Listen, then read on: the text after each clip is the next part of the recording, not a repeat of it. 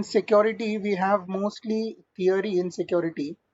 Okay, mostly we are covering theory parts in security. The practicals are with wireless part and some of the access list, like access list, web authentication. These all things are the security parts. Okay, so if I go to the security, okay, first I will look at the security threat defense. Okay, so what is security? What is security? If I give you the security design consideration, what do you mean by security design consideration?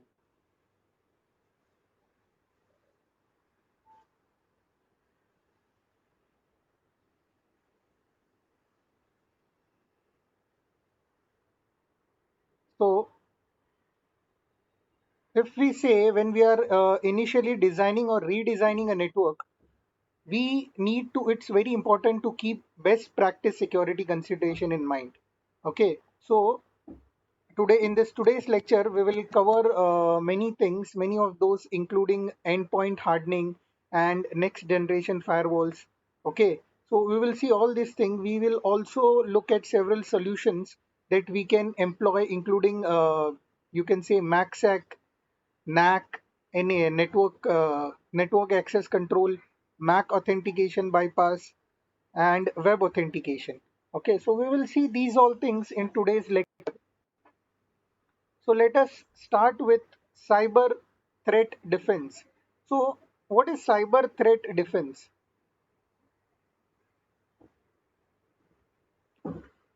You can say with the continuous and varied threats that come against our network these days, network security design continues to be an ongoing challenge for us. Okay, so lots of companies are you can say looking for single one size fits all solution that are going to provide all the safety for all our measures. Okay, so rather than focusing on a single product solution, now Cisco has created what you can say Cisco has created all in one solution. You can say Cisco has created a framework called as Cisco Safe. Cisco Safe, and that's designed to address our modern network needs. So Cisco Safe is something security model for modern needs. Okay, now there are Cisco Safe uses you can say a model to organize our network into logical areas.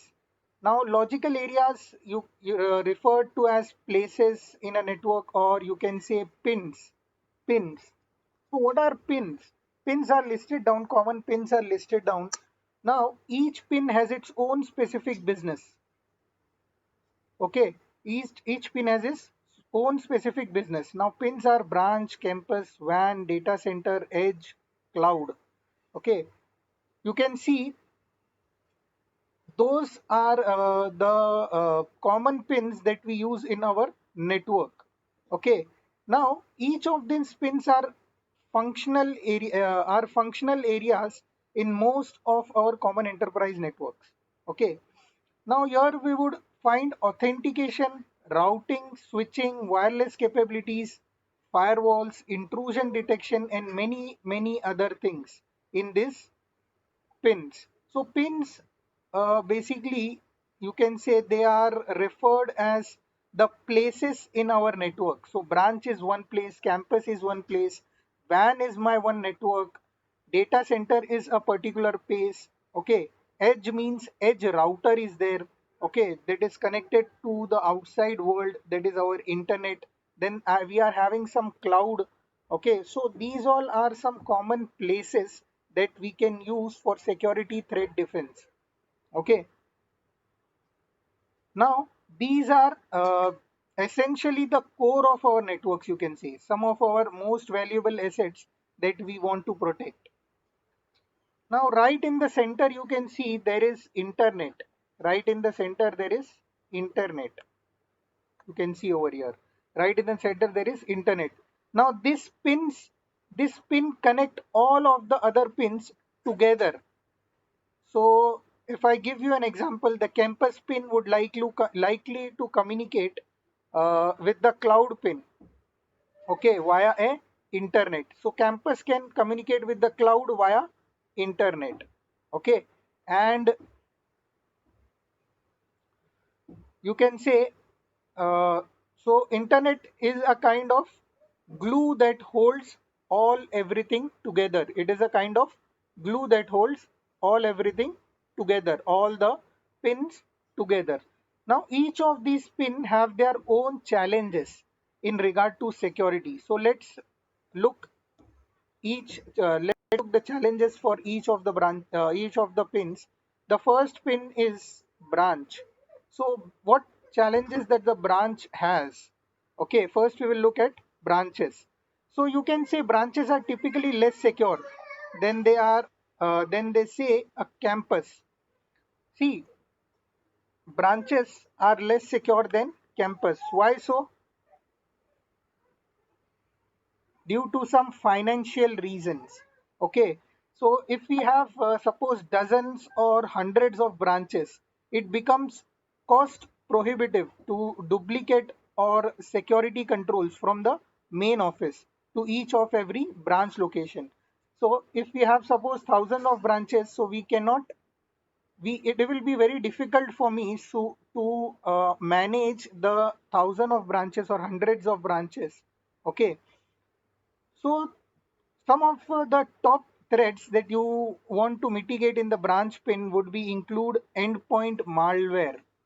Okay, so you want to make sure that every endpoint has a protection such as an antivirus. Endpoint means my branch offices. Okay, each branch office should have a protection like antiviruses, or sorry, not branch offices. Uh, Endpoints means my users, my PCs. Okay, so they should have antiviruses installed so my branch will work properly. So you want to think about wireless infrastructure protection as well. So in wireless, you want to have safeguards again, like things like rogue access points, so that you can avoid man in the middle attack. So if someone places a rogue access point, so they can easily perform man in the middle attack. Okay, so if an attacker can gain control of a trusted system in the branch, then they may be able to use the already established trust relationship. Okay, so these are some common things for branches. Okay, now we will move to campus. Now campuses usually contain a very large user population, and they will have a, you can say, wide variety of devices connected into their network. Okay, so now, this coupled with the fact that a campus usually requires a large amount of subnets and VLANs, because in a campus we will be learning a single network, so we will be having different subnets, VLANs for proper segmentation. Okay, that makes for more difficult network administration, which will lead to more difficult administration. Now, in the campus, secure segmentation becomes our challenge. So, some of the threats that you want to mitigate in campus include things like phishing and web-based exploits. Okay, web-based exploits.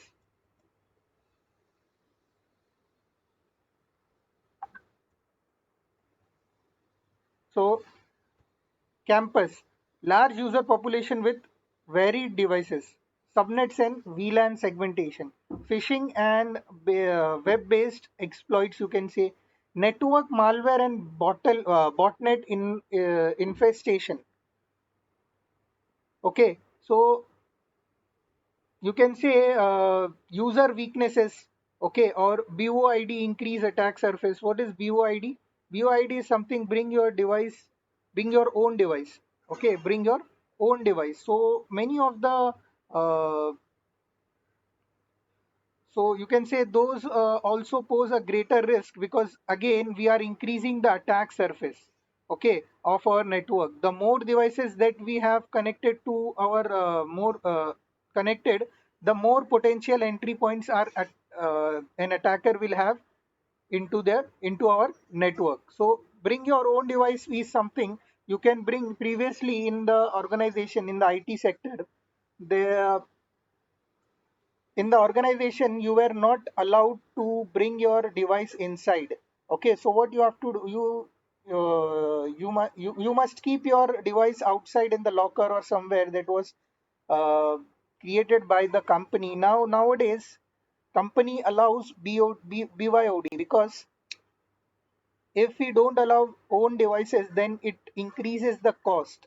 Okay, we have to provide devices to the customer for communication, like mobile phones. Okay, for internet access we have to, for any other things we have to give the users additional things. Okay, so that is the reason BYD also increases the attack. How it will increase? See, many users, suppose I am using my phone, you are using your phone. Okay, so might be possible, if there are many, and if, see, many users are using the phone, so there are many endpoints. These all are endpoints. So the attacker can enter into my network, my trusted network, with the help of any of the endpoints. If he hacks any of the endpoints, he can enter the trusted network. So that you can say BYOD policy, while you can say that's a really great cost saving measure these days, now won't be aware that it is increasing the potential entry points. Okay. Sir, Yes. I went for an internship in a company last year, and what they did was they had two different Wi-Fi connections. Like they had one Yes. for intranet and Yes. one for Yes. internet. Yes. See, I'm not telling you. The thing that you're telling is someone is coming from outside. I'm not asking that someone is coming from outside. Okay, that is a guest user. So we have two VLANs. So sorry, we have two wireless LAN networks created. One for guest users and one for employees. That is my corporate users. Correct? So No, sir. What I'm saying is the Wi-Fi that is used to access the corporate network, there is no internet there, sir. So they can only access the servers inside. So if they have to access internet, they have to switch to another network, other Wi-Fi. So that's how they yeah, did, sir. you can configure these things also. Okay, but most of the organizations, okay, will be allowing BYOD. Okay, most of the organizations will allow bring your own device. They will not configure such types of configurations. Okay, you will see these types of configuration in very less organizations. Okay. Okay, okay. Yeah. So now the next is my data center. Data center. Now data center commonly contains a large number of informational assets. Okay, you would find things like proprietary information, or maybe intellectual properties there, and they can consist of either physical or virtual servers, or it can be a mixture of both. Okay, so data center consists of proprietary information, you can say. Now the threats that you want to think about in the data center for mitigation include, you can say, malware propagation,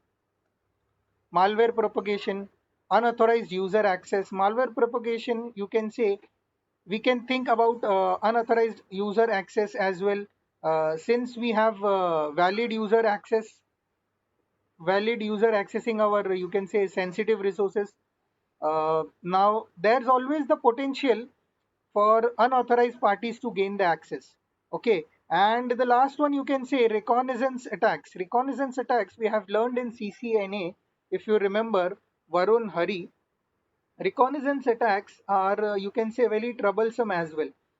This is when someone gain access to the network and simply sits in the network gathering information from the data center.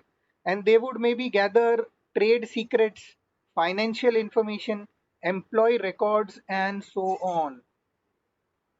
Okay.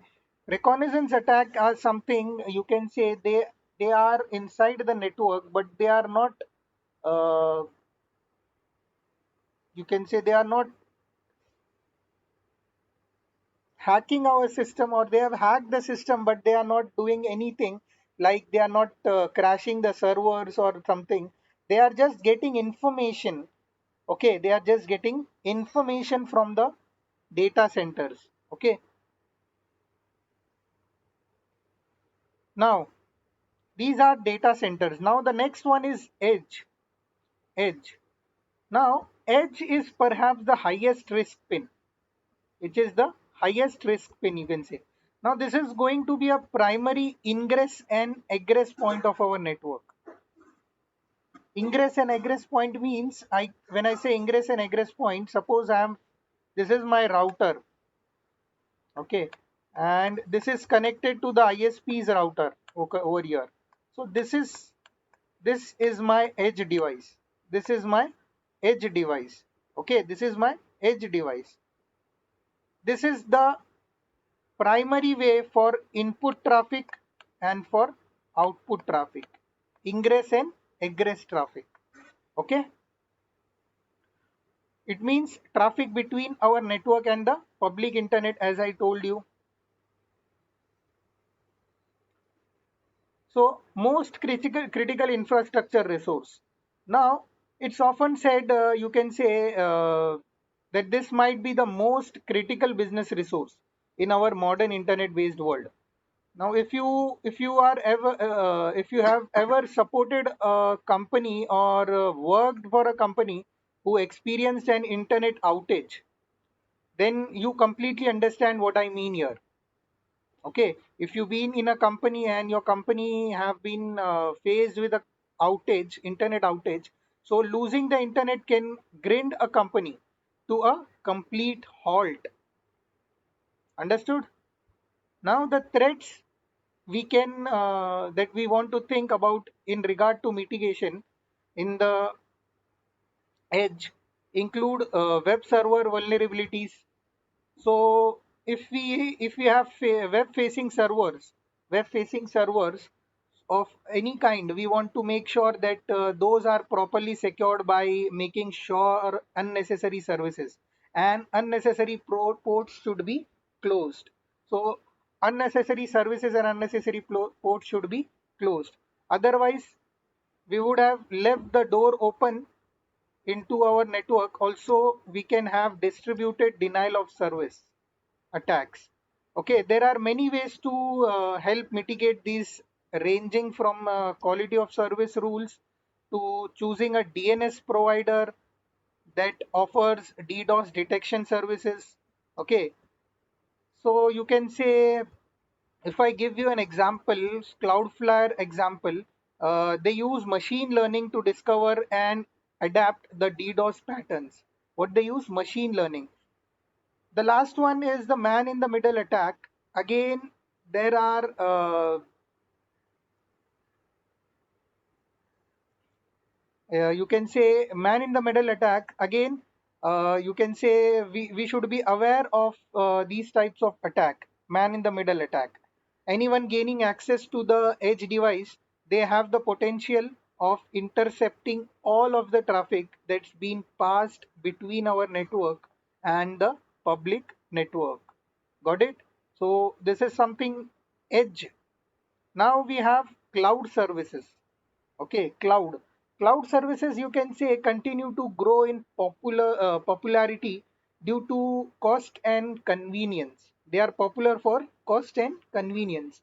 Now the downside to that is that security is often largely out of our hands.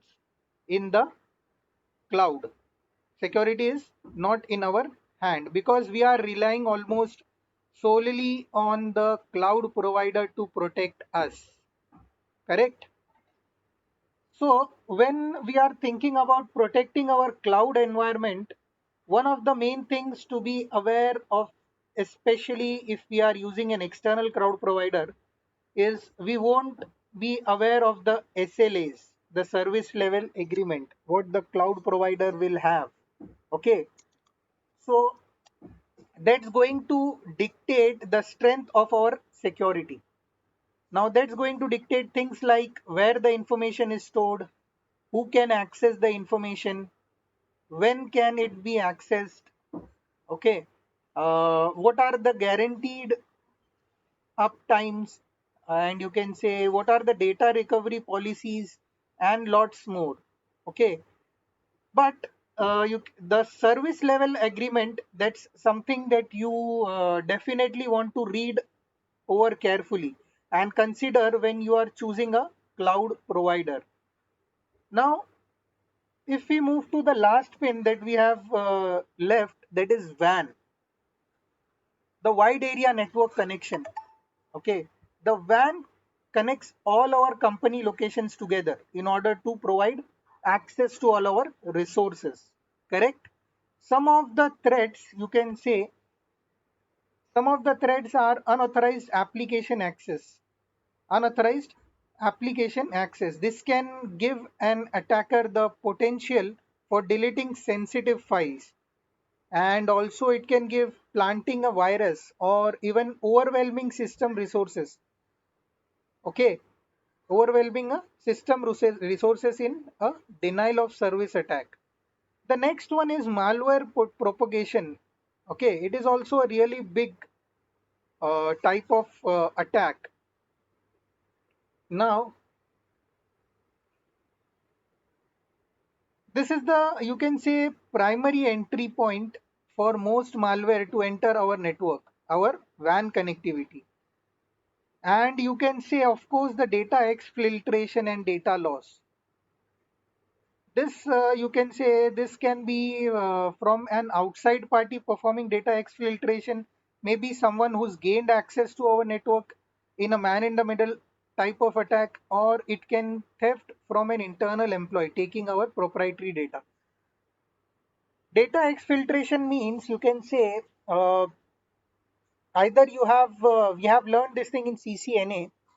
So data exfiltration means either you have kept your pen drive on the bus, on the connected USB bus. Okay, you forgot your pen drive and someone got the access of your network, and the pen drive was having some informations, okay, critical informations for the organization, and someone got the access, hacked the system, and the took the organizational information, critical information from the pen drive. Or someone can or the employee can just it can be done by mistakenly or purposely, you can say. So the employee can also purposely give the information, okay, to the attacker. So data exfiltration is something in that manner. Now now the final parts of the framework that we will see is our secure domains. Okay, these represents the operational components for the framework, and they are separated by function. Now the innermost, that is this one, is known as the management of devices and system, management of devices and system. So this is something, a safe that is created. Okay, a safe is created, a key like structure is created, a safe is created, and all the things are inside it, all the things are inside it. So this is something Cisco safe. Okay, so the innermost is the management of devices and system. Now this is going to include policy creation, change management, tracking, and system patching. Okay, understood? Now the next is security intelligence. So security intelligence is, you can say, this is achieved through services such as next generation firewalls, email security, and much more. Now the main goal here is to provide intelligence about emerging malware and threats in order to provide accurate and timely protection. So security intel is my intelligence, is my second thing, second framework, you can say. The third one is compliance layer. The third layer is compliance layer. Now it is you can say addresses internal and external policies. It will address internal and external policies. If I give you an example, suppose if you work in an healthcare industry, you would be responsible for following what we say, HIPAA regulations, which is an external policy. Okay. Now that could also be something like PCI. Okay, if you process payment cards in any way, you would fall under the policy, or maybe SOX compliance, SOX compliance, SOX compliance. If you are a company that's publicly traded on the stock market, and that would also include any internal policy. Okay, so internal policy that we you have. You can say design such as BYOD, the best example, bring your own devices. Okay. Now compliance means it will address for internal and external policies. Now the next thing is segmentation. The segmentation layer, you can say, establishes boundaries for user and data. Traditionally, you can say we have performed this with VLANs. Okay, VLANs, subnets, and firewalls. But more and more, we are moving toward more advanced solutions for that. Now we are starting for leverage next generation firewall. We are starting to leverage things like Cisco TrustSec, which we will see in our future lecture.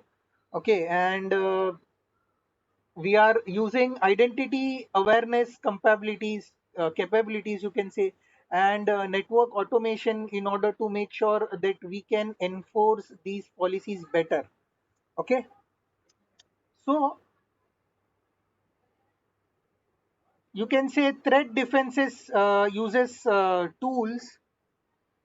The next is our threat defense, and threat defenses uses tools such as IPS, IDS, anti-malware, and web application firewalls. Such just you can say web application firewalls. Now, this is used to provide visibility into our network traffic using contextual information, file reputation, and network telemetry. This allows us to access threats or suspicious activity that we see in our network. Okay, so that we can take the appropriate actions.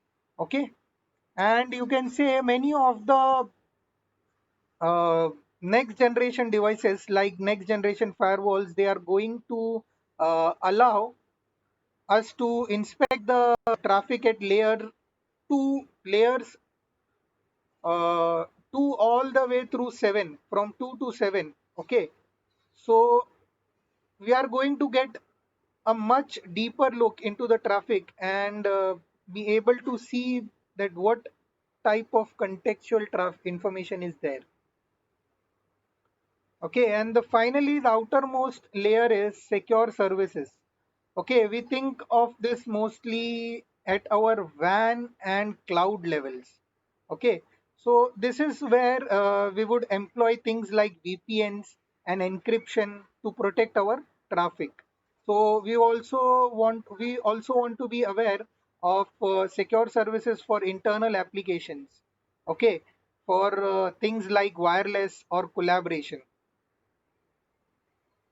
Okay, so these that's a look at a Cisco safe security model, okay, which provides us with general guidelines about best practices for network threat defense.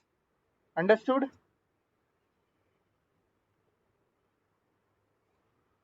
See, this is theory part. I know it is boring, but we have to go through this. Okay, so you don't have to remember much things, just you have to remember what all are the key points that are there.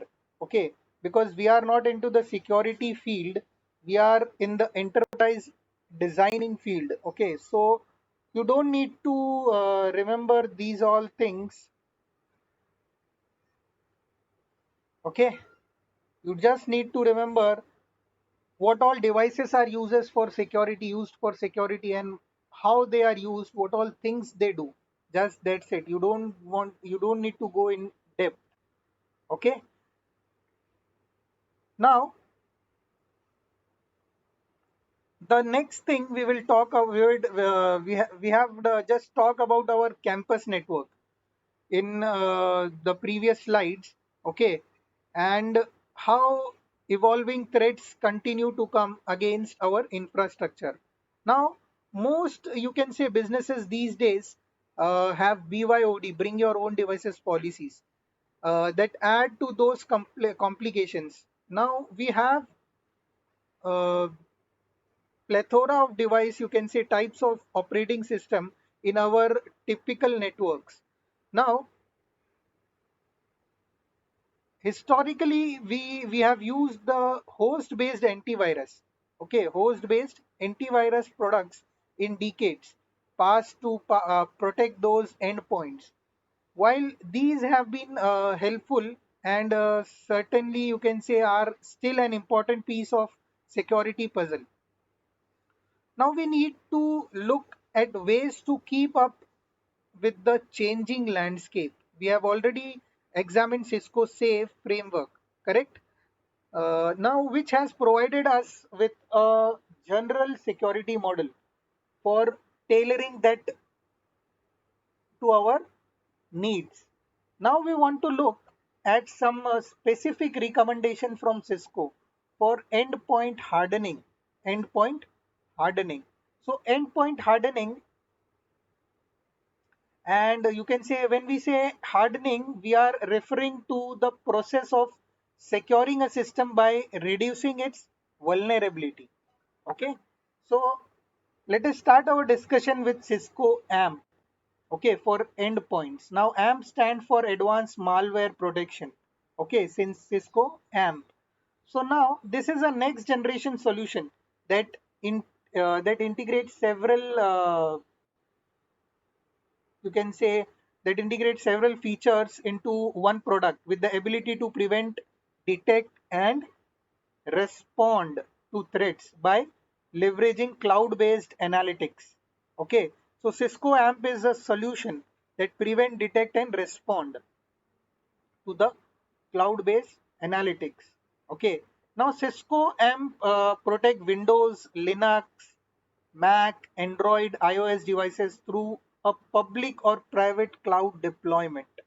Public or private cloud deployment. The prevention mechanism, you can say, leverages two different services. That is Cisco's Telos and Cisco's ThreatGrid. ThreatGrid. Okay, these are the two services that Cisco AMP uses. Okay, so for prevention mechanism. So Telos uses, you can say, global statistics to track threats with the ability to understand root causes, global statistics and scope of outbreaks. Now, if I say Telos, now Telos in a single day, Telos receives and analyzes almost 17 billion web requests. Okay, 300 million emails and 1.5 million unique malware samples. How much? 17 billion web requests, 300 million emails, and 1.5 million unique malware samples. Okay. Now, Talos complies this intelligence and you can say feeds that into Cisco AMP in order to provide protection from well-known and emerging threats. Okay, feeds threats intelligence into Cisco M. Now the next thing is threat grid. Threat grid. Threat grid performs file analysis, both static file analysis and metrics, such as, you can say, checksums and behavior file analysis to see what actually happens when a file with a file when it's executed in a sandbox environment. Okay. Now this analysis is used in conjunction with the Telos intelligence. Okay. It is used in the conjunction with Telos intelligence to protect against both known and unknown threats. Got it? Now the detection mechanism employed by Cisco AMP include the continual monitoring of all endpoint activity. Okay, and it does that in order to detect abnormal behavior. Now that's something that isn't possible with a traditional malware suite. If we are using a traditional uh, uh, you can say if you are using a traditional malware suite, we'll check a file maybe upon downloading or upon execution, and that's when the checking stops. Okay, with AMP for endpoints, it's going to continual monitor the activity of all of our network endpoints to see if that exhibits some sort of strange behavior later on. For example, if I give you an example, uh, if an you can say if an endpoint exhibits behavior indicative of a ransomware infection, okay, the offending process are terminated by Cisco AMP, and it does that in order to prevent the endpoint from being encrypted by the ransomware Cisco AMP. Now the Cisco AMP also has the ability to detect vulnerable software across our environments. Okay, and it will provide list of vulnerabilities CVE scoring, based on CVE scoring. So CVE scoring, it will give the list of vulnerabilities based on CVE scoring, and it will make you can say it will be made available for administrator that would have a list of hosts that need to be patched. Now the response piece uses several unique features, including endpoint for forensics. Uh, this provides what are called file and device trajectories, so that you can track all the affected application processes and systems in order to pinpoint the original infection method or the device. Okay, it will also show you the point of enter, how point of entry, you can say point of entry, or how did the infection get into your network. Okay, the response mechanism. Got it? It has a powerful analysis and tracking feature are there in the Cisco AMP. Now another Cisco product that helps hardening our devices is Cisco Umbrella. Now you may be more familiar with the original name before Cisco purchased this solution, which was OpenDNS, and very simple, and you can say very simply what Cisco Umbrella does. It is to use DNS data to provide filtering against malicious internet destinations. Now DNS filtering service for internet destinations. Now, Cisco Umbrella is set to gather intelligence from over 175 billion daily DNS requests. Okay, 175 billion daily DNS requests from you can say more than 90 million users. 90 million users. Okay, so they use crowd-sourced information. What they use? Crowd-sourced information from all of the Umbrella users, and that data is fed into the Umbrella database where machine learning is used. Okay, machine learning is used to continually update database. Continually database, update the protection. You can say setting up Cisco Umbrella is simple process, is very simple process. Got it? You would do that by entering one or more public addresses that are associated with your network. Once that's completed, what you can do, you would want to explicitly point your network DNS setting to the Umbrella IP address. Now this can be done on edge router and firewalls, or even at the individual host level. Okay. Now, if you do have tech savvy users, okay, tech savvy users, you may think or you may try to circumvent this because they can do that by changing their local DNS setting. Okay, tech savvy means who are technical gurus, you can say. Okay, so Umbrella actually has a really helpful guide for preventing the use of firewall rules that uses firewall rules. So if that's something you are interested in, you can go to the Cisco Umbrella page and check that out. Okay. Now this is the deployment thing. Now one more Cisco recommended product to protect our endpoints is Cisco AnyConnect, which is their VPN software.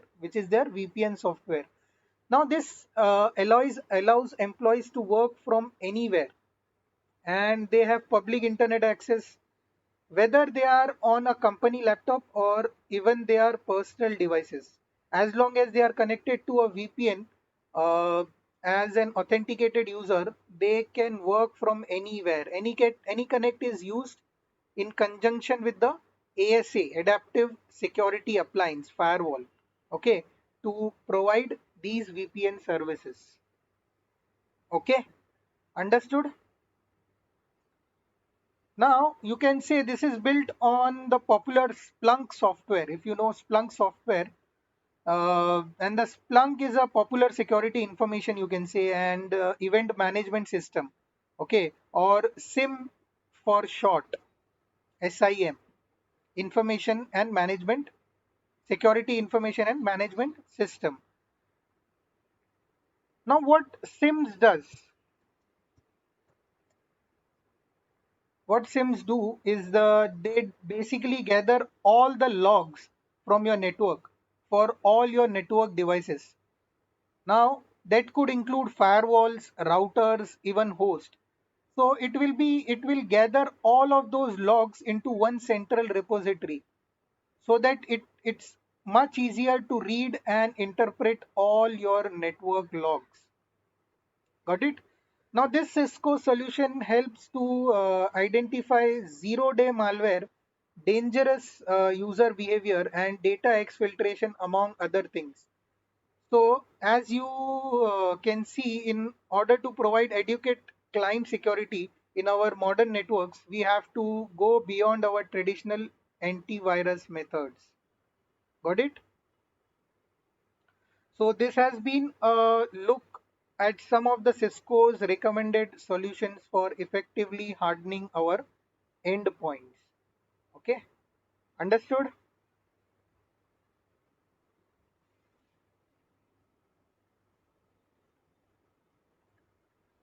Now, in the enterprise network, the firewall is the gatekeeper of the network, you can say. The firewall is the gatekeeper of the network. Now, these devices monitor incoming and outgoing traffic, and they will either permit or block the traffic by performing simple packet filtering. You can say. Now, this is essentially the barrier between our internal network and the public internet. Correct? So, this is a critical piece of our enterprise infrastructure.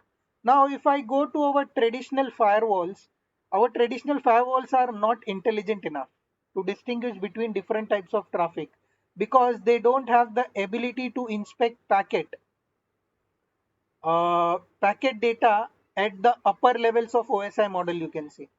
They simply protect based on ports, protocols, and IP address, okay, which is increasingly harder to do these days because we have very complex emerging threats.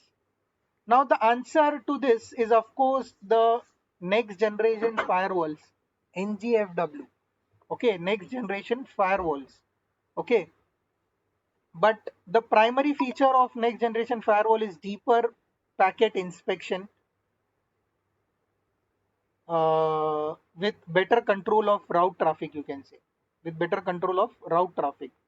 Now, other advantages, if I go in other advantages of next generation firewall, include the fact that they offer streamlined uh, architecture. Next generation firewall often are integrated with many different services. Okay, so they have antivirus, anti-malware, spam filtering, IDS, IPS, all bundled in together. Okay, just to name a few services, these are some few services. Okay, and you can say many of these can also be deployed as a virtual appliance, so we can use these all as a virtual appliance. Okay, so we can have, rather than having a physical hardware, okay, taking up space, there they are much easier to deploy. Okay, if it's a virtual appliance, especially with multiple appliance in a failover configuration, so you can configure multiple appliance. So the ability to monitor traffic all the way up to layer 7 is another advantage, you can say, monitoring traffic at layer 2 to 7. Okay. Now traditional firewalls block applications by blocking their common port numbers, but this is becoming more difficult and more ineffective these days. Now many next generation firewalls have application awareness. Okay, application awareness. So they are able to see exactly what is being sent or received. Now this offers the ability for companies to set policies, and depending on their users or depending on their application itself. So if I give you an example, maybe you want to allow users to have access to certain social media sites. Okay, they can access social media sites, but you want to block the chat function from those sites. Okay, so I gave the users access to the social media site, but I blocked the chat function on that site. Okay, so with our traditional firewalls, this would not have been possible. But with our next generation firewall with much deeper application inspection, we can certainly do that. Got it? Also, speed is now another issue. Traditional firewalls can get bogged down when security services are enabled. They can experience less than ideal throughput, even lower than claimed by the vendor. Now, if I say I have been throughput cut in more than half in many cases. Uh, you can say once all security services are up and running, and with the more streamlined software, you can say, and operation of the next generation devices, this isn't an issue. Now that if we want what a next generation firewall is and some of advantages offered, let's look at some Cisco specific solutions. Okay, Cisco specific solutions, you can say, uh, available integrated appliance. You can say Cisco solutions are adaptive security appliance line. Okay, when you think of Cisco firewall,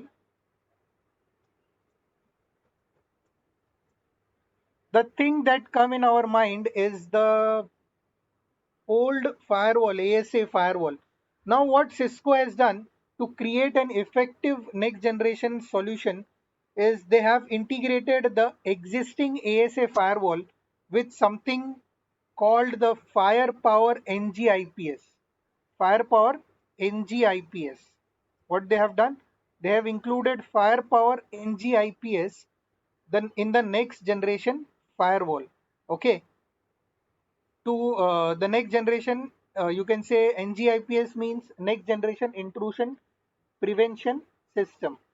Now, features of firepower include IPS rules to identify and block threats, advanced endpoints and network analysis for malware detection, and sandboxing environment to examine what files do we want when they are executed. Okay, now combining the ASA platform with the Firepower NG IPS created a product that Cisco calls the Cisco Firepower Next Generation Firewall. Okay, NGFW Firewall Next Generation Firewall. Sorry, Firepower Next Generation Firewall.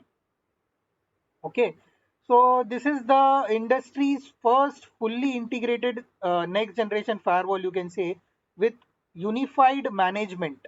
Unified management.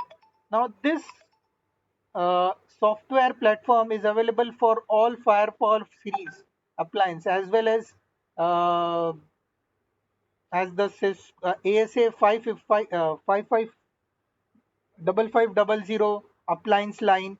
Now, except 5585 model, it is available for all the ASA appliances. Okay.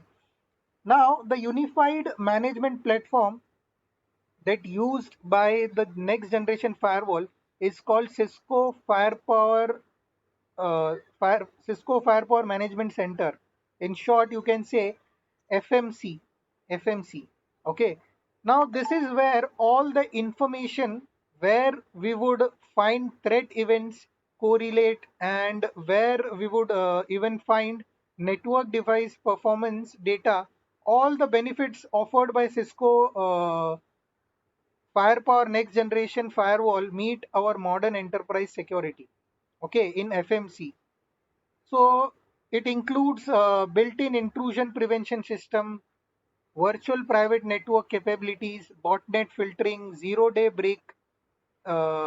breakout prevention, deep packet inspection, uh, and you can say malware and ransomware prevention. Correct. So FMC is used to with the help with next generation firewall, Firepower next generation firewall, so that you can have these all things. Okay. Now these days a traditional stateful firewall just isn't powerful enough to protect against emerging threats. So it's recommended that we employ a next generation firewall. Got it? So this has been a look at some of the Cisco specific next generation solutions that have been designed to meet our modern security needs. Understood?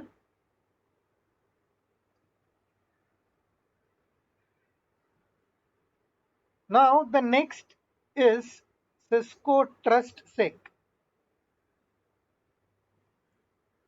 Now Cisco TrustSec is a way to simply management and provisioning to simplify management, you can say simplify management and provisioning of secure network access. Okay.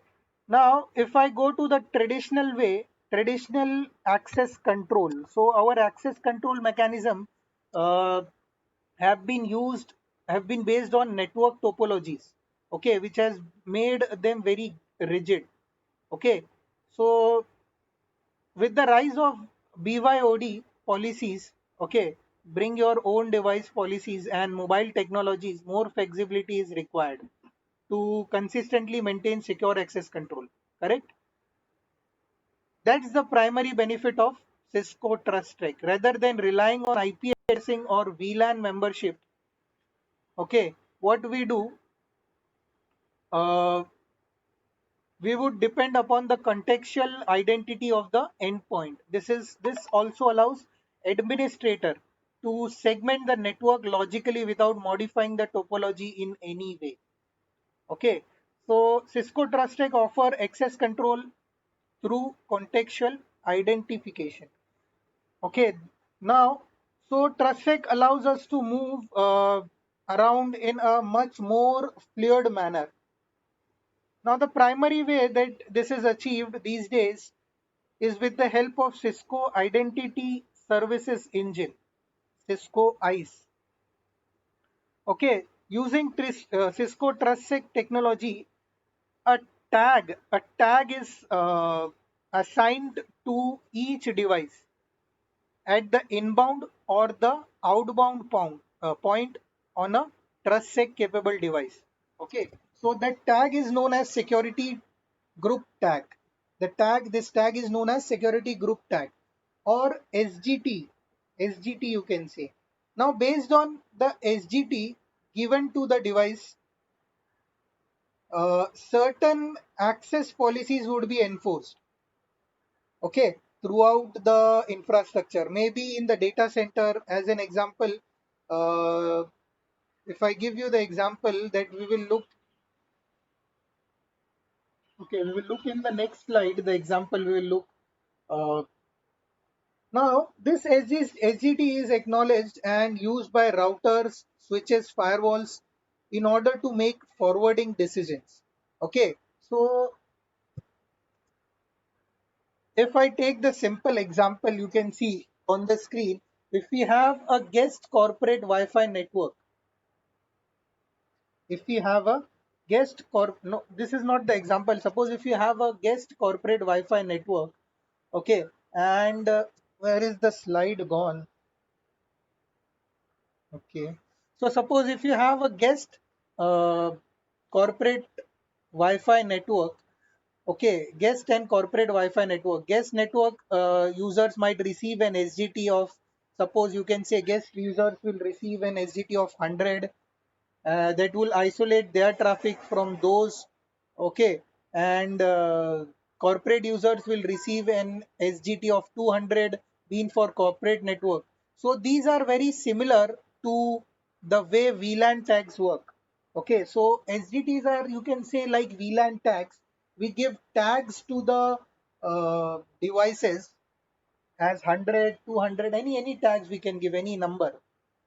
Okay, now you can see in the screen there is a simple topology to see uh, this in a bit more detail. You can say we have a typically layer 2 switch in this connecting out to our internal user. Okay, I'm having a user and it is connected to a switch. Now that uplinks to a router, the switch goes to the connected to the router and eventually terminates a firewall. Now that firewall is going to give us a connection into our data center. Okay, we are looking at this from a wired connection standpoint, by the way, correct?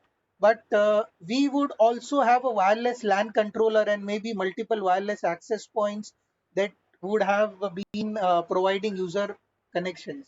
Now, the firewall again provides access to our data center where we have multiple servers kept. Now, suppose in this example, let's say that this customer has some sort of retail presence, okay, retail presence, and they handle payment card processing, which means that they would need to fall under PCI compliance, okay, which is a security framework for anyone. So in our data center, we see a server in the data center dedicated to PCI information. And we also see a separate server for HR record. We are just using two server for very simple example. Okay. So in order to reach the PCI server, we can define a rule in the Cisco ICE. Okay. That would verify the user ability to communicate. So some things that we might do, we might configure Cisco ICE to verify that the user is authenticated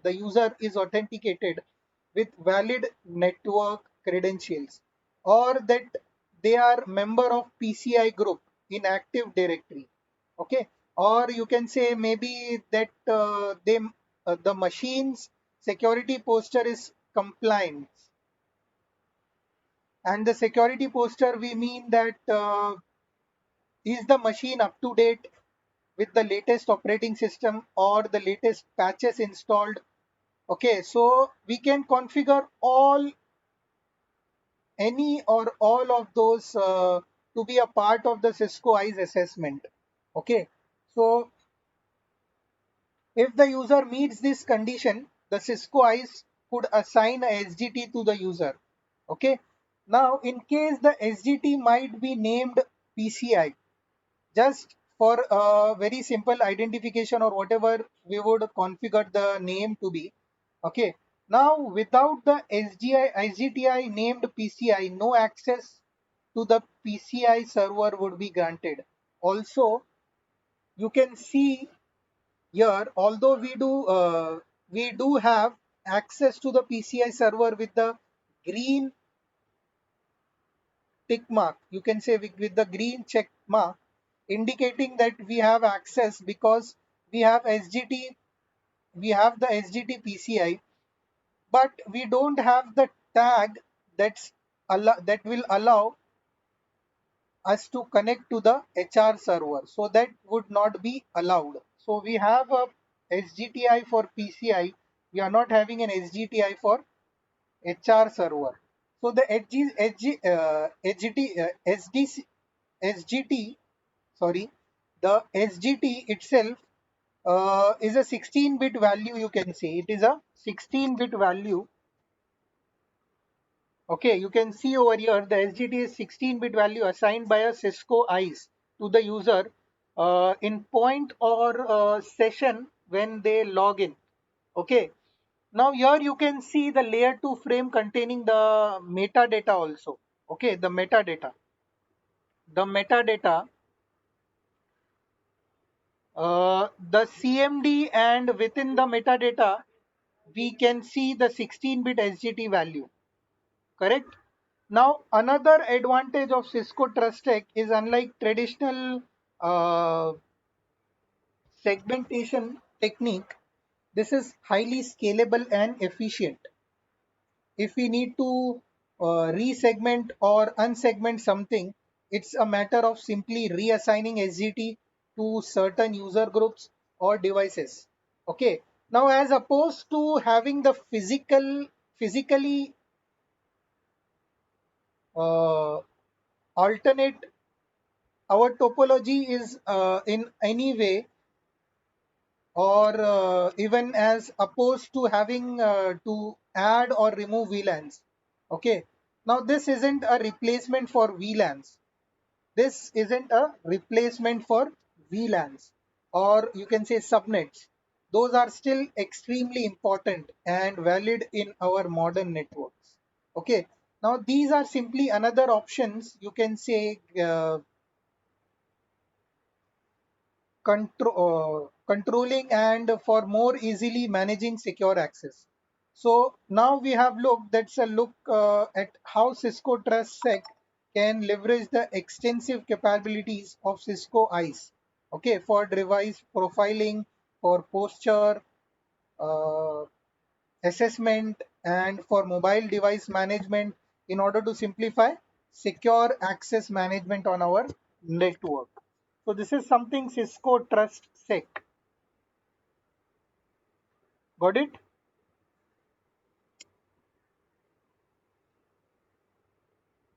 Any doubt, guys? No, sir. See, these are theory parts. So I can also just give you the information in theory. I cannot show you any practicals for this because we are not having anything deeper for security. Just you have to remember the points, the names. Okay, what is Cisco TrustSec used for? These all things. Just that's it. Now the next thing is MAC MACsec, Media Access Control Security. Okay. Now, MACsec is a IEEE standard for securing our wired networks.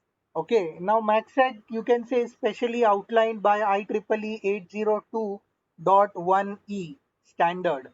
Now, this is a layer 2 protocol used to provide data integrity, confidentiality, and other connections like Ethernet connections, you can say, and it is an extension to 802.1x. 802.1x. Now, let's think about the way wireless network operate with Wi-Fi protection mechanism.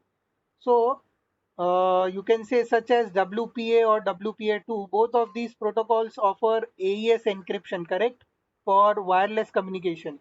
now which provides integrity and confidentiality for our wireless traffic alongside 802.1x authentication.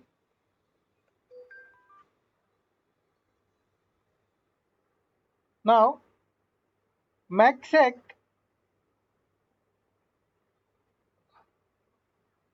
you can say MAC security is essentially wired equivalent to this type of protection. Okay. Now, this problem could also have been solved by using IPsec, correct? But think about the implications for that. We would have to use IPsec between every single endpoint and infrastructure device in our network.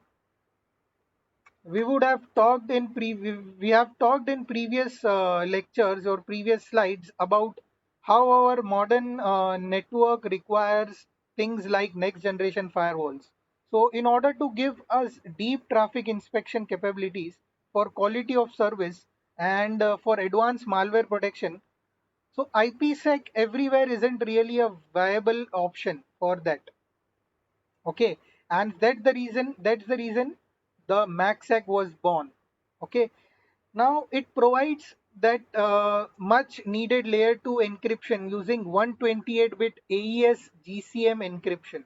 Okay, AES GCM encryption. Also, you can say notable is that the fact MACsec uses hop by hop encryption method. Hop by hop encryption method. Now that is to say that traffic is only encrypted between two MACsec capable peers. When the traffic is proposed internally within a switch that is providing the MACsec service, that traffic is unencrypted, and that is going to allow the switch to look at the traffic at the deeper level. So it will be able to see things like TrustSec SGTs, the security group tag, and QoS roles, so that traffic can be properly forwarded and QoS enforced. Now,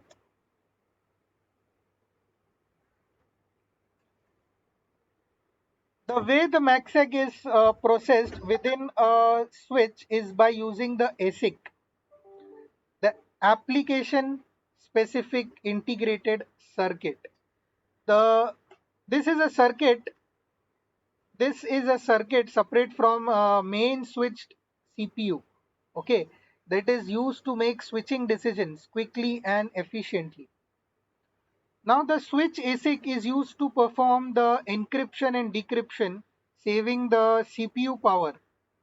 Okay, CPU power, the that would be leveraged if you are using IPsec encryption. So MACsec is easier to process by a switch. You can see over here MACsec adds an 802.1e header to an Ethernet frame, which is 16-byte MACsec security tag, which has MACsec security tag. Okay. Now an additional integrity check, value of 16 byte is also added. You can see an additional 16 bit is added. It's circled in red. That is called ICV. ICV. Again, since this is an hop by hop encryption method, that means that every device in the traffic flow must support MACsec in order to provide end-to-end security. Now, at the time of this lecture, there are two keying mechanism available. We can say at the time of this, we are having at this time when we are just conducting this lecture, we are just having two keying mechanism available for MACsec, both use 128-bit AES GCM symmetric encryption. Those are Security Association Protocol or SAP, okay, or you can say MACsec key agreement. MACsec key agreement. Now both of these provide line rate encryption and decryption for Ethernet interfaces up to 10 gig. 10 gigabits. Okay, the difference of SAP is it is a Cisco proprietary. It is a Cisco proprietary key in protocol used between Cisco switches, while MKA is an open industry standard, you can say, used between switches and also between endpoints and switches. Now, a couple of related terms that you want to know about: downlink MACsec and uplink MACsec. So downlink MACsec refers to the encrypted link between the endpoint and a switch. Okay, this uses the MKA protocol since the encryption is happening between an endpoint and a switch. This requires obviously a MACsec capable switch and specially supplicant software on a client, just like 802.1x requires. Okay. Now, one common example of that type of software would be Cisco's AnyConnect client. Cisco's AnyConnect client, you can say. Cisco's AnyConnect client, when we enable MACsec on Cisco switch, we can set the Cisco to force encryption or to make that optional. So if you have some non MACsec capable clients, you might want to leave that option open. Correct? You might not want to force that. Now, once again, Cisco identifies services engine, identity services engine, sorry, is very commonly used to implement MACsec and to enforce these types of authorization options. Uh, just we have examined with TrustX uplink MACsec refers to the encrypted link switch between switches, you can say. The default MACsec keying mechanism that's used between Cisco switches is proprietary SAP, Association Protocol, but that can certainly be configured to use open industry standard MKA if you desire. Now, uplink MACsec can be configured for dynamic negotiation between switches or for manual configuration also. MACsec is commonly layered with TrustSec. MACsec provides integrity and encryption, while TrustSec brings the authentication piece in order to provide a complete security suite for a wired traffic. Got it? Now, so that is we have looked at the basic of MACsec, which is the solution for encrypting wired network services. Then the next thing that we have is NAC, Network Access Control. Network Access Control.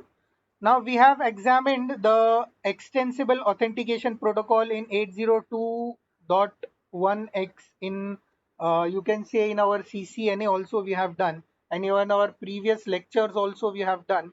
So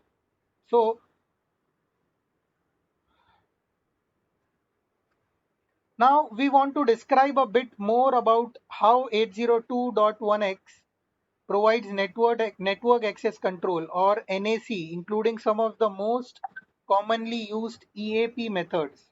Okay, so when we are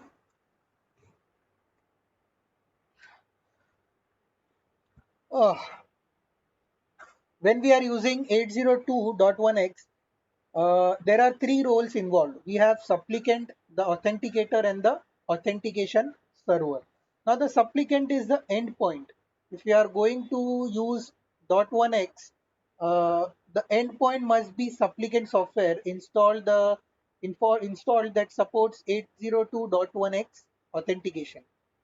Now, the good news is that Windows and Mac now both have the native supplicant software installed. Correct? Now that's also offered by Cisco AnyConnect software as well. You can get it by Cisco's AnyConnect software as well. The supplicant software will communicate identity credentials through EAP over LAN, through EAP over LAN, providing those through the authenticator. Now, the authenticator is the piece that controls access to the network based on the authentication status of the endpoint. Now, commonly, this is either a typical switch or a wireless LAN controller, you can say. Now, this device receives EAP encapsulated packet EAP encapsulated packet from the supplicant and re-encapsulate those into radius packets. Okay, those radius packets are then forwarded to the final piece, that is authentication server. Okay, you probably already guessed that the authentication server is a, you can say, some radius server, TACAX plus server. Okay, TACAX plus is not supported for use of 802.1x, you can say. So this would be need to be a server providing radius services. Okay. Now the authentication server receives the information from the authenticator and validates the identity information sent originally by the supplicant. Now the server will then respond with either a radius accept or radius deny message. Okay, so these are numerous EAP types or methods. Now, the most common use method based on some things, the methods are, most common methods are transport layer security, okay, TLS. When we are choosing an EAP type, we want to consider our network security requirements. Okay, in other words, uh, which EAP type is going to be best meet our security goals for network, and also which EAP type is supported by the authentication server and that we are using, and also our endpoints. Now we have inner authentication methods and tunneled or outer authentication methods. Inner methods are tunneled within the outer methods. Okay, those tunneled methods will use an outer TLS tunnel between the supplicant and the authentication server. Now, very similar to the way that an HTTP session is established between a secured website and a local browser. Now, let's look at a few common EAP authentication methods. Okay, the first one is, there are many authentication methods, you can say options. The first one is we have EAP MD5. Okay, that uses the MD5 algorithm to hash supplicant credentials. Now the limitation of EAP is that this is one way authentication. So the authentication server validates the supplicants, but the supplicants does not validate the authentication server as a valid authority. So what can happen? There is an opportunity for an attacker to impersonate a valid user and to begin communicating with the endpoint with this method. Okay. Now EAP TLS, which is my next method, authentication method, does provide mutual authentication between client and server. With this method, the supplicant and server both assign a digital certificate, you can say. Supplicant and server both assign a digital certificate that would be signed by a certificate authority or a CA, you can say, certificate authority. This is the most secure method, but it's also the most, you can say, cumbersome to deploy, since it requires a certificate to be installed on each client protected EAP and PE. Okay, so it does not require one of the client itself.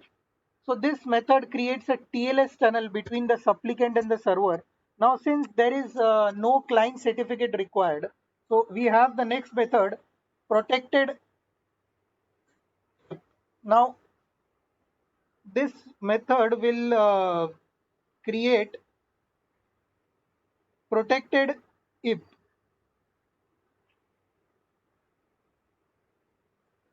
You can say this method creates a TLS tunnel between the supplicant and the server. Now, since there is no client certificate required, this is less of an administrative burden. Correct? With protected EAP and tunnel is established using TLS as the outer method, and then in the inner method is used to pass credential through the outer TLS tunnel. Now one of the inner method used is PEAP and EAP MS CHAP. EAP MS CHAP. Okay, version 2 you can say. Now this is used for communications between MS CHAP version 2 sessions, and it's the most common inner method that we see or we use. Okay, this uses simple username and password to communicate with the Radius server, which can authenticate using Microsoft Active Directory information.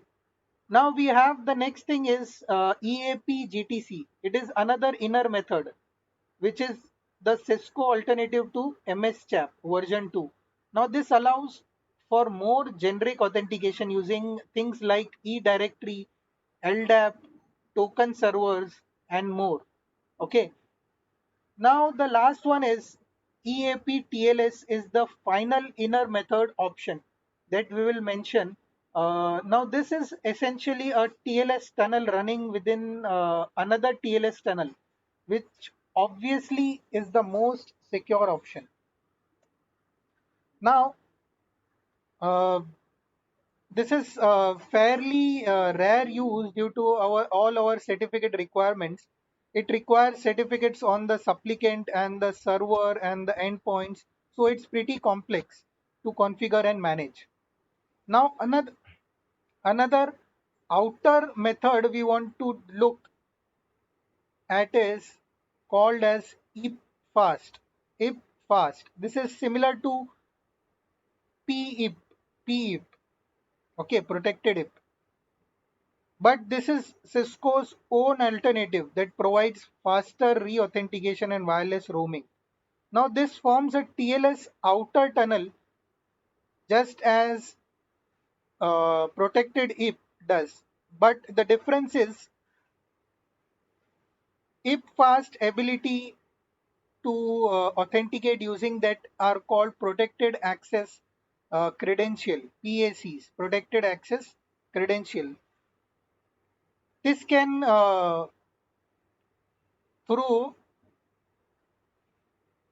of a similar to a secure cookie. This is stored locally, you can say, on the client as a proof of authentication. Now that can be used later than having re-authenticate. And now finally we are having TTLS. This is functionally similar to PE protected IP, but is much less widely supported. Remember, the IP inner method that we looked at with protected IP, well, with the IP TTLS, this supports inner authentication method. Other than IP things like PAP, CHAP, and MS CHAP, got it?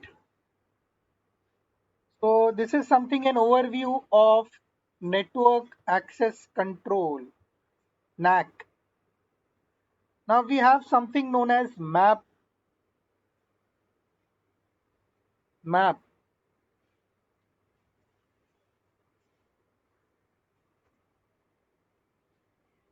MAP authentication bypass.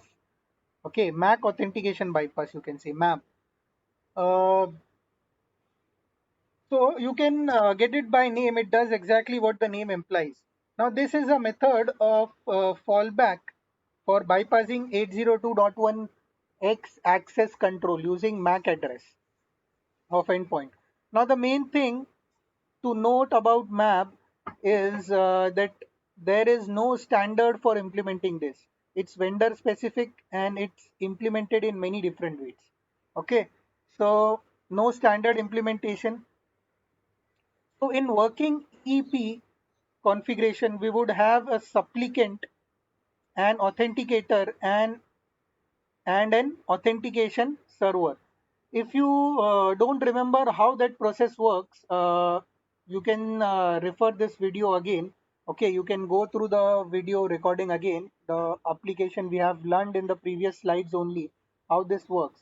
Okay, for more insight, you can we will learn it in previous in our future lectures also when we will be learning our wireless parts, the wireless configurations. Now, in this case, in the screen on the screen that you can see, when the client connects to the network, okay, let's say that's a printer. You can see that's a printer because that's a fairly common device that might not have the supplicant capabilities. We can say the MAC address listed for the printer here as well. Now, by default, with 812.1x enabled, every 30 seconds, the authenticator or the switch in order to in our case uh, it is a switch that's going to send an EEP over LAN, okay, identity request message. Now, which is going to be 3 attempts at 90 seconds each for a total of 90 seconds. After the timeout, the switch is going to make the determination that the client does not have a supplicant software because this is a printer, it cannot have a supplicant software, correct? And it can then begin the map process. Map process. What is the map process? If it's configured to do so, now the authenticator switch will need to have map enabled for the specific port. Now the switch will begin the process by accepting a single packet on the connected port. It's going to use this packet to learn the MAC address of the connected client. So any packet that will be sent during the .1x authentication attempt, those are going to be discarded. So it can get learn the MAC address. It can learn the MAC address. Okay, it can go and learn the MAC address from those packets. The switch will learn the MAC address, and what it will do, it will then discard the single packet that is used to learn the MAC address from. The switch can use almost any layer 2 or layer 3 packet to learn those MAC addresses, with exception being frames such as CDP or link layer LLDP, link layer discovery protocol, STP or dynamic trunking protocol. Now the authenticator will then create a radius access request message using the endpoint MAC address for the identity to get it from the to get authenticated from the authentication server. It's going to forward that to the authentication server, which is radius server. Now the authentication server is then going to make a determination that as to whether or not the device allowed on the network. Now that could be learned from sticky MAC address assignment on the port, sticky MAC address, or you can say that could be checked against an access control list for MAC addresses. If we are using a Cisco ICE, as we see in this case, or what we can do that we could allow all MAC addresses as well, so that we are having several options. But once that's determined, a radius access message is going to be sent from the authentication server. The authenticator and the authenticator to the authenticator, and now the authenticator is either going to permit or deny to the network based on the message. Okay,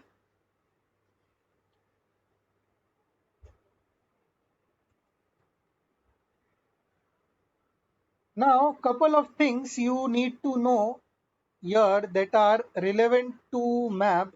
First is the MAC address. First, MAC addresses you can say are very simply spoofed. So it's not good idea to provide full access to devices that have MAP configured.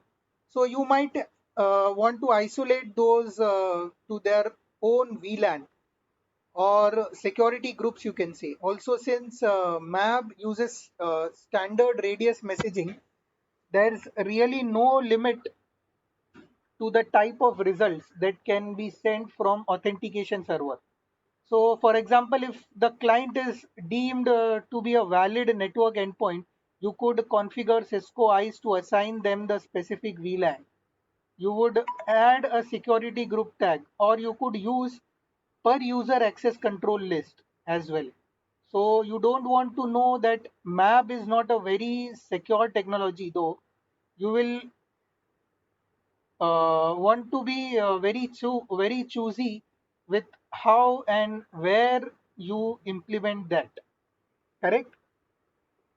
So MAP is something, if we are having a supplicant which is not installed with the uh, software, supplicant software or application, so we use MAP for these devices.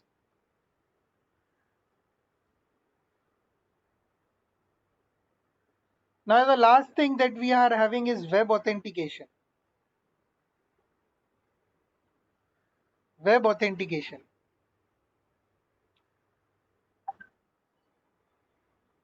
Now, similar to MAC authentication, you can say MAC authentication bypass.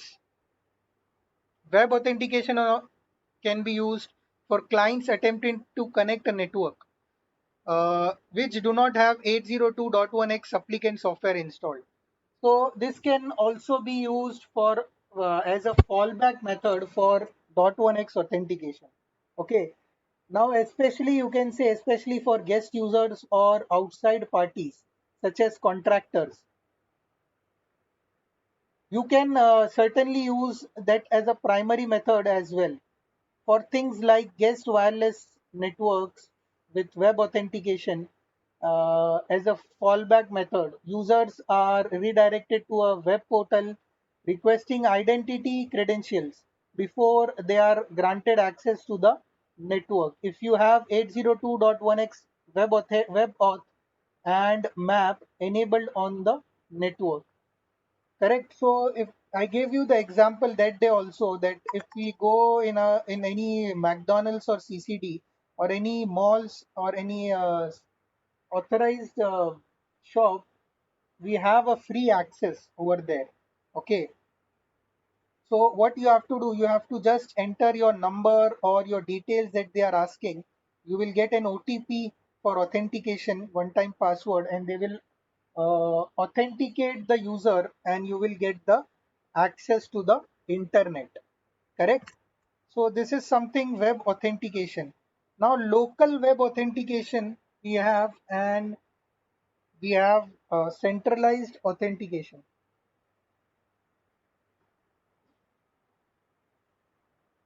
Okay. So local web authentication and centralized web authentication. Now local web authentication is original standard, and with local web authentication we will have a switch or maybe a wireless LAN controller you can say, redirecting web traffic to a web portal where the user is prompted for credentials. Now the web portal itself would be hosted by the switch, and on a Cisco switch, these local web auth portals are not customizable. Also lacking um, are the options for displaying and agreeing to acceptable use policies you can say. Now local authentication does not support ability to assign the client to a particular VLAN. To overcome some of limitations, we can use centralized web authentication. So in some of main features that Cisco created with their identity services engine, you can say ICE, were designed to overcome many of these local authentication limits. Now, centralized web authentication allows for many advanced features, including dynamic VLAN assignments, customizable landing pages and acceptable use policies displays. Okay, so using Cisco ICE, we can leverage the more advanced features. Okay,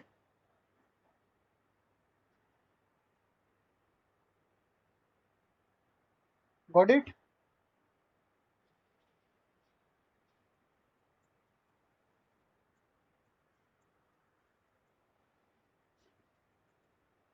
Any doubt? Also, we have enhanced flexible authentication, FlexOps.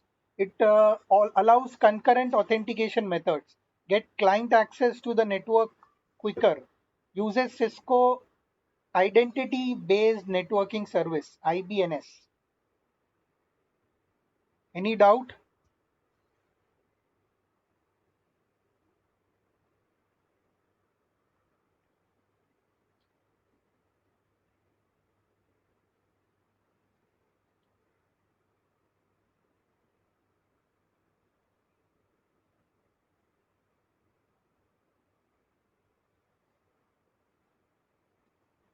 Okay.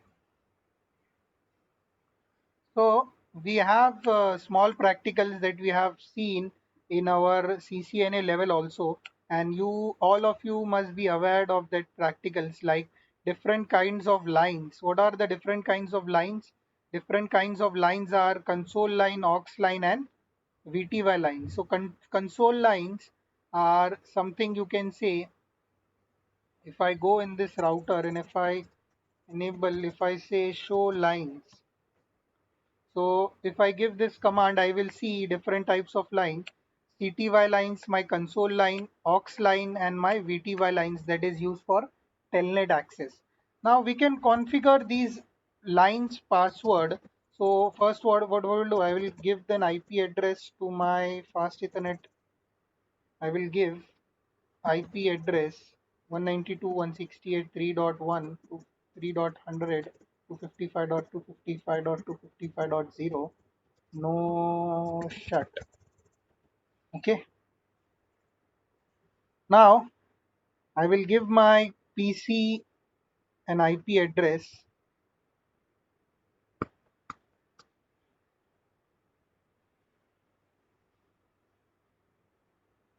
192.168.3.1, 192.168.3.100. Okay.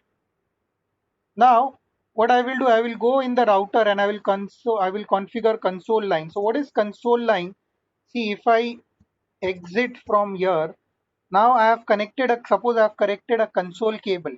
Okay, so if I hit enter, it is not prompting me for any password. So what I will do, I will configure console password. So to configure console password, I have to say console, sorry, line console 0, and I have to say password Cisco, and I will say at the time of login. Okay, now if I go and if I do exit over here, it is asking me for a password over here. So once I enter the password, I will get the access. Okay, now same thing we can use for, now we can see show run type include line.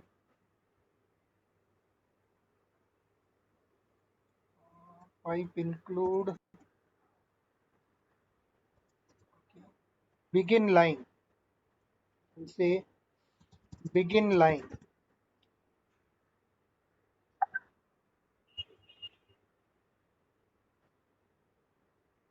Okay,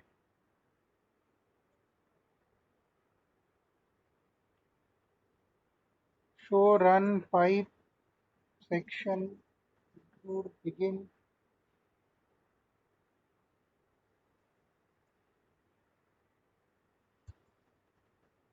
Okay, so I can see directly show run. If I see, I can see the this things are okay. Line password, line things. So I have configured the console line. Same thing I can configure the VTY line if I want to get the telnet access, so I can configure the VTY line VTY 0 to 4. See over here, I am having 0 to 4 VTY lines available. Okay, 0 to 4 means I am having 5 VTY lines available. Okay, same command password Cisco at the time of login transport input telnet. Okay, so I will create an enable password also over here. Enable secret. This command will give me the enable password. Okay, so what I will do, I will go in my PC now and I will try to take telnet access of the router. So I will say telnet 192.168.3.100. It is asking me for a password. See, I got a prompt as router. I can go anything. I can go inside the enable. I can do anything over here. Correct? So these are my some console privileges. Now we have different privilege levels. Different privilege levels. So if I come over here, this is my first level. Okay, this is my execution level. Okay, so here I am having some show commands, less secure, less commands I am having over here. Okay, some there are not much commands over here.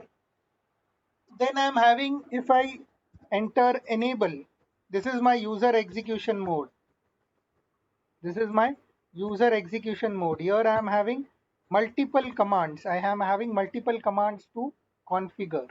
Okay, so these are some modes and these things. Okay, also there is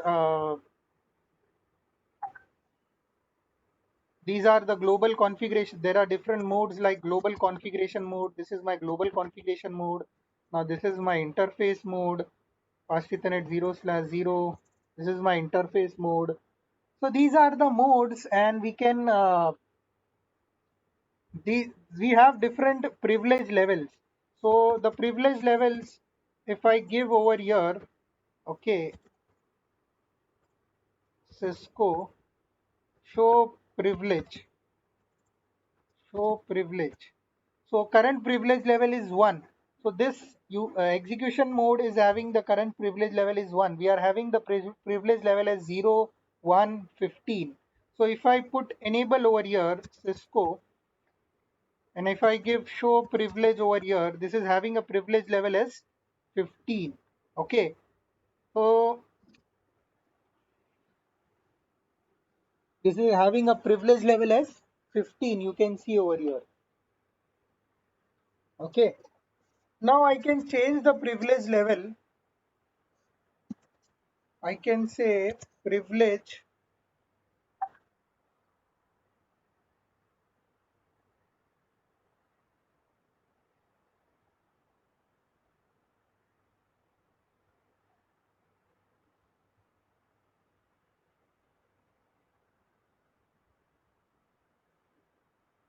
mm,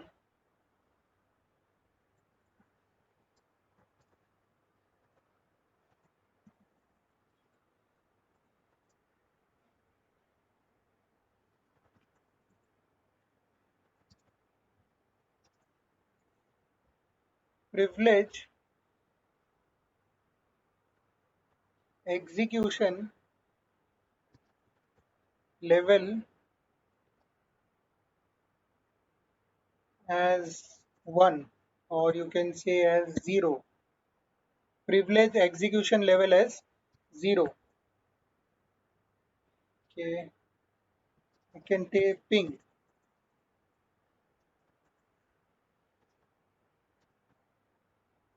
show privilege.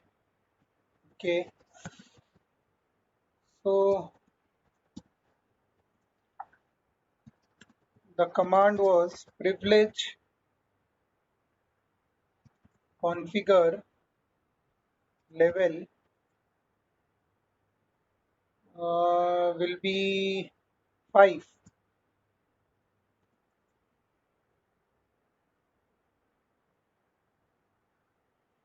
Privilege configure level 5.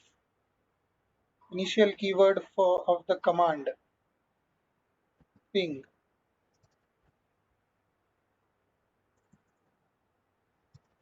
interface. Okay. Do show privilege. T show privilege. T interface first slash 0. Do show privilege. T. I don't remember the exact command. What was the command? Privilege uh, router level 5 router. Show privilege. Okay. Okay. So this is how this will be the command. You can change the privilege level. I don't think so. This will happen in this simulation thing. Okay. So this is something we have learned about security things in our syllabus. Whatever the security things we are having, the theory parts, whatever we are having in our syllabus. Okay. We have learned all the things. So any doubt that you guys are having?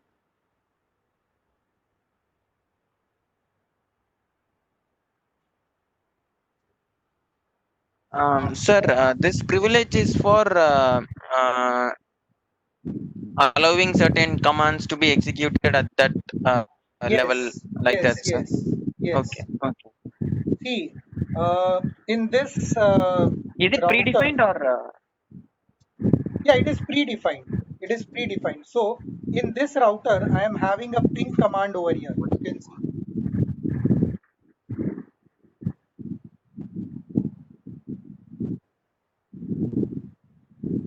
See, we are having a ping command over here. Okay, but if we go in some routers, we will be not having the ping command at the user execution level. Okay, we will be not having the ping command in the user execution level. So what you can do, enable, okay, enable level 5. If I give enable level 5, if I see over here show privilege level, the level became 5. Current level is 5. Correct? Yes. Okay. Now I can say disable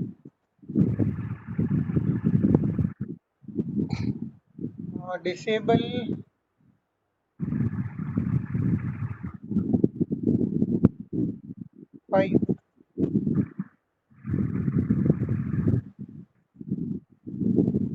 Okay. Having a disable thing, disable turn off privilege commands. Okay. Disable,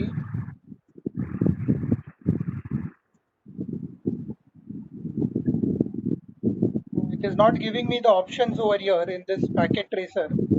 Okay. So you can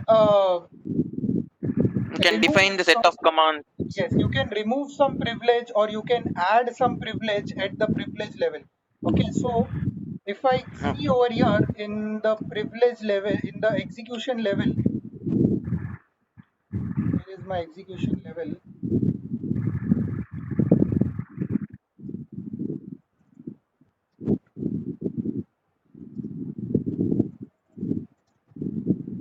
Okay, this is my execution level. I am having some sort of commands over here: connect, disable, enable, okay, disconnect, exit, log out. Okay, so what I can do, I can give over here, I can list config t command over here. Okay, so let us check if it can be done in this packet tracer. I will say privilege execution level 0 and add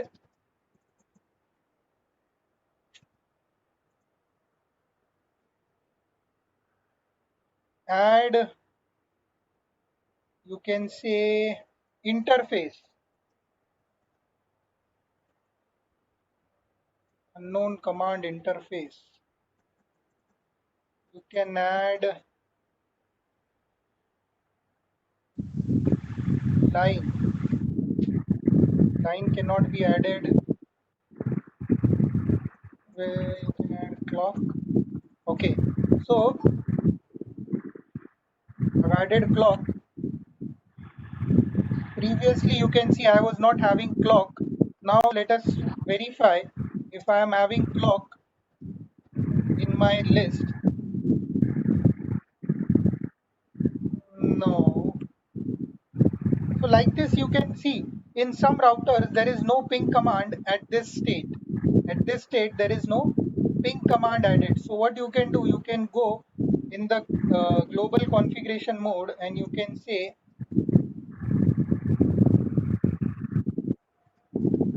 the same command, whatever I have given, privilege execution level 0 and add ping command.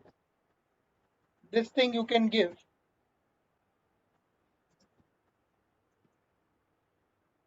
Okay.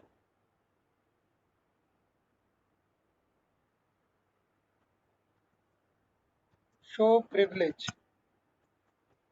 So these are some privilege levels that you can assign for users, that if you want some users to not should not get access to any other things, okay, to a specific commands, we can enable this privilege commands. Okay, Okay, sir. so we'll stop over here for today.